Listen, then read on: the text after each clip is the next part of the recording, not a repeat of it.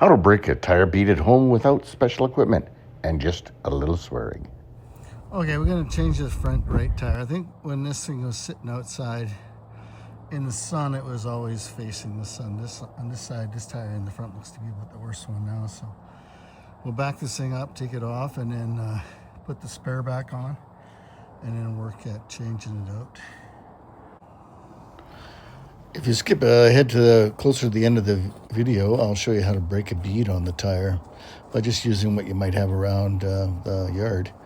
I didn't want to go into town and spend money just to change and balance these tires when they're probably not roadworthy anyway. So thanks for watching.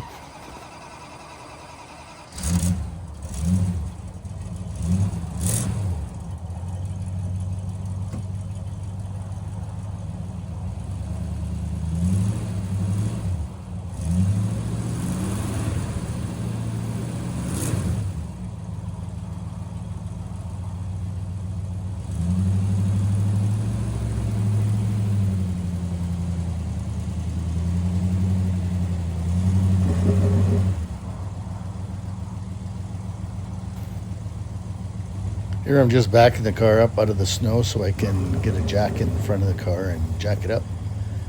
And a little bit slippery there, but yeah, we got it backed up, and now we're going to get to work here.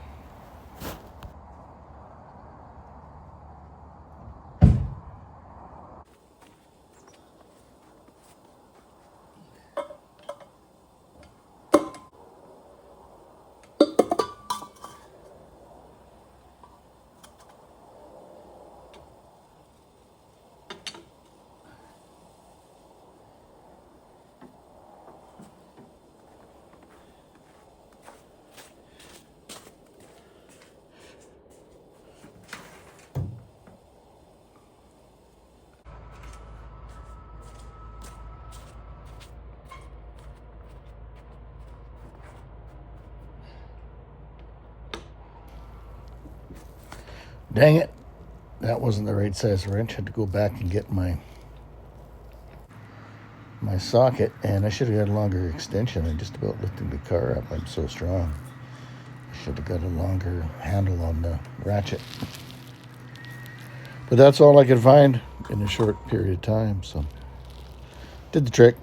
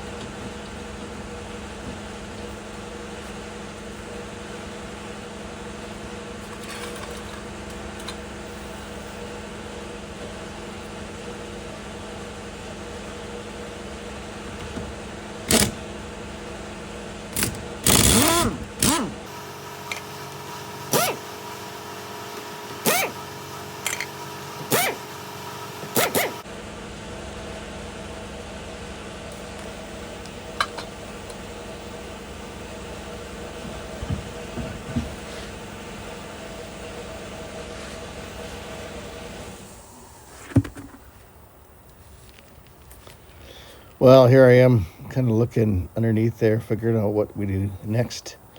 And I know that brakes are going to be one of the big jobs we got to do in this car before too long, but it's not going to happen today. It might not happen next week even, but that'll be one of the top priorities once we get the thermostat put in. I'm waiting for Ryan to come and do some of these jobs. I don't want to do everything and rob him of a chance to learn how to work on cars. So that's what we're waiting for, really, is for him to have some free time. But in the meantime, we'll work at it slowly where we can and keep on the Impala.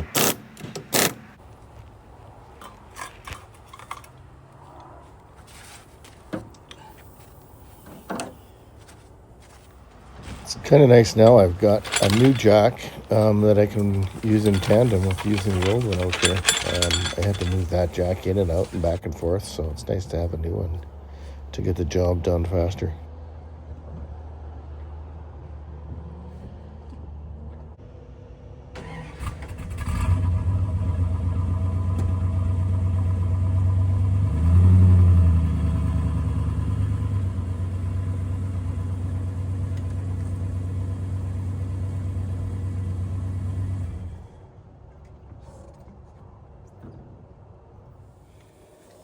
Okay guys, so here's the part that I alluded to at the beginning of this video. You can see I'm using the hitch receiver from my Jeep Liberty and the jack from my Jeep Liberty and some lumber to try and loosen the bead off of this tire. This tire was just miserable. The first one I did was terrible. This one worked a little bit better because it had a little bit of experience on it, but you can see that it still was a little bit of an issue.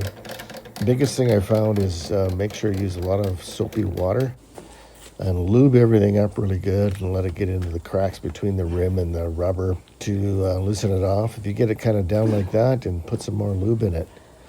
And it helps also if the tire is warm. In the cold climate, that rubber gets all hard and brittle and doesn't want to pop off. But if it's warmer, it seems to work a lot better.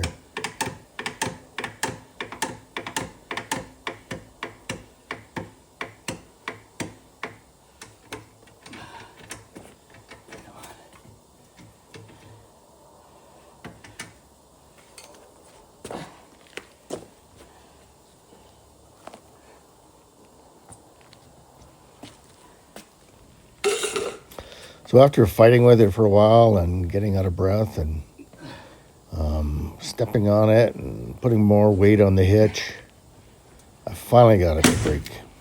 There we go. Phew.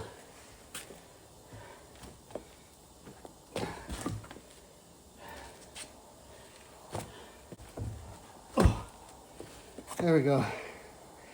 Finally. That was a workout.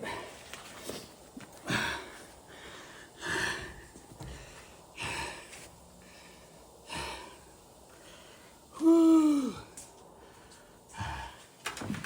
Now we gotta take it inside, warm it up. We'll take it off and we'll put it on another rim.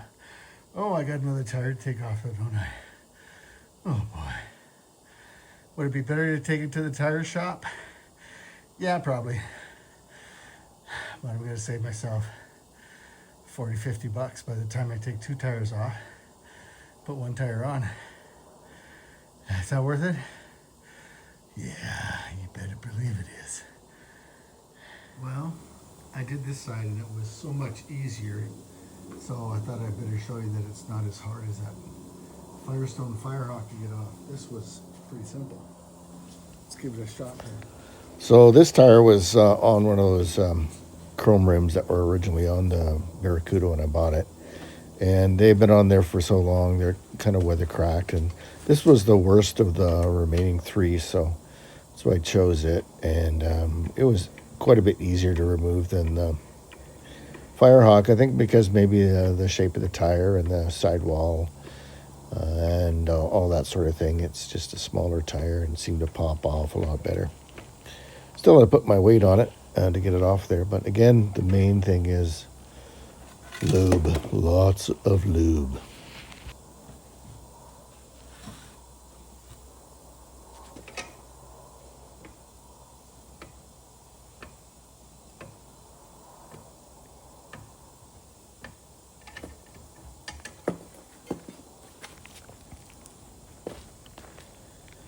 Yeah, I don't know. My percentage of weight compared to the vehicle probably isn't that much, but that's all it took was an extra 250 pounds or so. Popped it right off. There you go. It's that easy.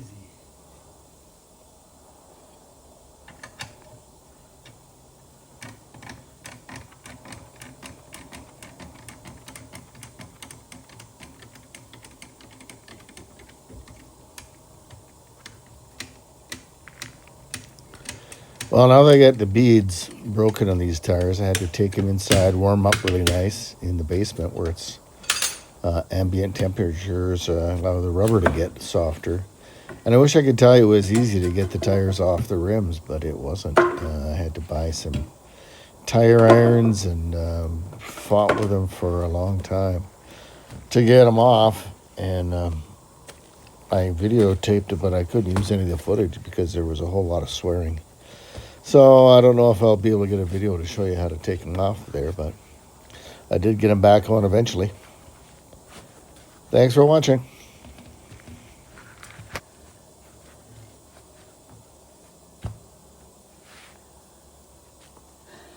There we go. 2 tires, 2 broken beads. It's gonna take them inside and let the rubber warm up really good and switch them out.